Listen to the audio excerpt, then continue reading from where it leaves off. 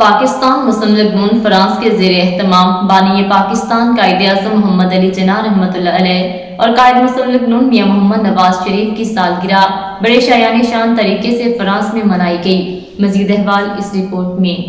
پاکستان مسلم لیگ نون فرانس کے زیر اہتمام بانی پاکستان قائد اعظم محمد علی جناح رحمۃ اللہ علیہ اور قائد مسلم لیگ نون میاں محمد نواز شریف کی سالگرہ بڑے شایان شان طریقے سے فرانس میں منائی گئی۔ اسٹیٹ سیکریٹری کے فرائض مسلم لیگ نون کے انفارمیشن سیکریٹری راجہ اشفاق حسین نے سر انجام دیے اور تقریب میں پارٹی کے عہدیداران نے بھرپور شرکت کی۔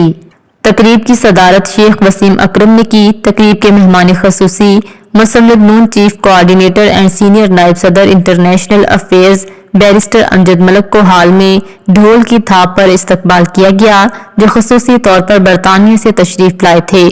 انہوں نے تقریب کی رونق کو دوبالا کیا۔ اس تقریب میں فرانس میں موجود تمام سیاسی مذہبی جماعتوں نے بھی بھرپور شرکت کی۔ تقریب کا آغاز حافظ ارسلان نے تلاوت قرآن پاک سے کیا۔ نعت شریف حافظ معظم ساہی نے اپنی خوبصورت آواز میں پڑھی۔ اس کے بعد پاکستان اور فرانس کے قومی ترانے پڑھے گئے۔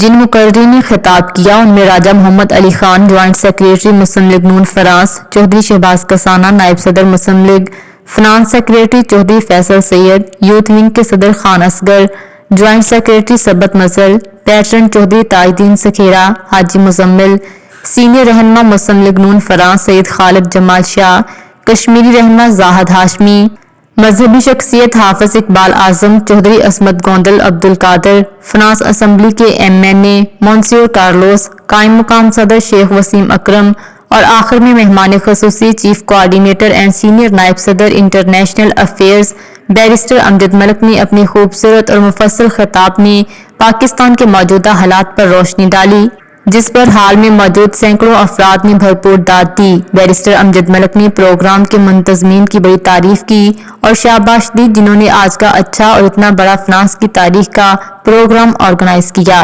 رکھتے ہیں، علیحدہ شناخت رکھتے ہیں، ایک تشخص رکھتے ہیں جس کی بنا پہ ہم جانے اور پہچانے جاتے ہیں۔ یہاں میاں محمد نواز شریف صاحب کی بھی سالگرہ کو سیلیبریٹ کیا جا رہا ہے اور مسلم لیگ نون کے اور باقی جماعتوں کے اکابرین بھی آج یہاں اکٹھے ہوئے ہیں، تو مسلم لیگ نون کے تمام دوستوں کو اس طرح متحد ہو کر اپنے قائد کی سالگرہ منانے پر بہت بہت مبارکباد۔ پاکستان اس وقت ایک مخدوش حالات سے گزر رہا ہے۔